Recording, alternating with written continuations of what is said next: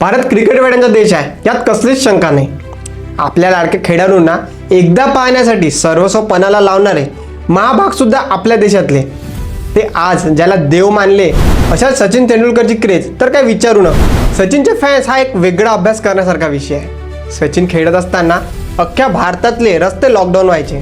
त्याने मैदानात पाऊल टाकल्यापासून सचिन सचिन असा नामस्मरणाचा गजर स्टेडियमवर व्यापून राहायचा. एक काळ असा होता, भारतातल्या पंतप्रधानांपेक्षा जास्त ओळख सचिन भोवती होती. आजही निवृत्तीनंतर त्यात खूप मोठा फरक पडला असं काही नाही. तर आजचा किस्सा आहे सचिनच्या एका हॉलिवूड क्रिकेट फॅनचा. नमस्कार, मी शिवम महाराष्ट्र रोडवर तुमचं स्वागत करतो. तर गोष्ट आहे जुलै 2007 सालची. भारतीय क्रिकेट टीम इंग्लंड दौऱ्यावर गेली होती.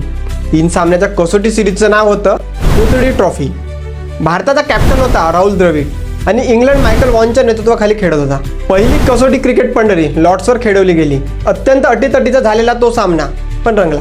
भारताचे सचिन तेंडुलकर, राहुल द्रविड, गांगुली, लक्ष्मण हे सगळे महत्त्वाचे खेळाडू मोठी कामगिरी करू शकत नाहीत. पहिल्या इनिंगमध्ये जाफर आणि दुसऱ्या वेळी धोनीनं इनिंग सावरली. तर शेवटच्या दिवशी भारताच्या 9 विकेट्स पडल्या. इंग्लंड अगदी विजयाच्या दारात उभी होती, तरी पाऊस आपल्या मदतीला धावून आला आणि मॅच ड्रॉ झाली. इंग्लंड क्रिकेट फॅन्सच्या आनंदावर विरजन पडलं. मॅच संपली. पावसातच पोस्ट मॅच प्रेझेंटेशन सेरेमनी सुद्धा उरकलं. Kevin Pietersen man of the match ठरला.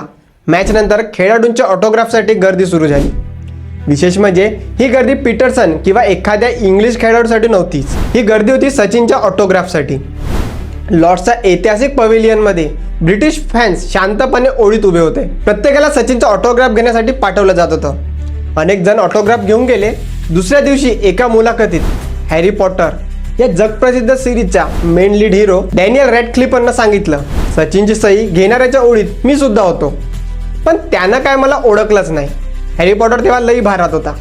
त्याच्या जादूने जगभरातल्या बच्चे कंपनीला भारावून टाकलं होतं. अगदी कमी वयात ज्याची तुलना जगातल्या सगळ्या मोठ्या सेलिब्रिटी फिल्म स्टारमध्ये होत होती असा डॅनियल रॅडक्लिफ उर्फ हॅरी मात्र टिपिकल इंग्लिश मनप्रमाणे क्रिकेटचा फॅन होता.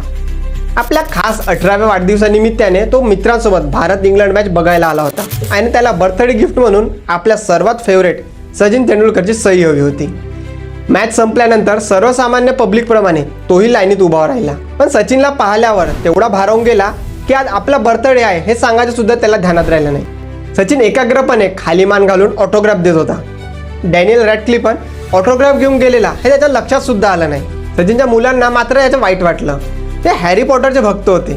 अशी जादू होती मास्टर ब्लास्टर सचिन तेंडुलकरची, ज्यातून जगातला सर्वश्रेष्ठ जादूगार हॅरी पॉटर सुद्धा सुटला नाही.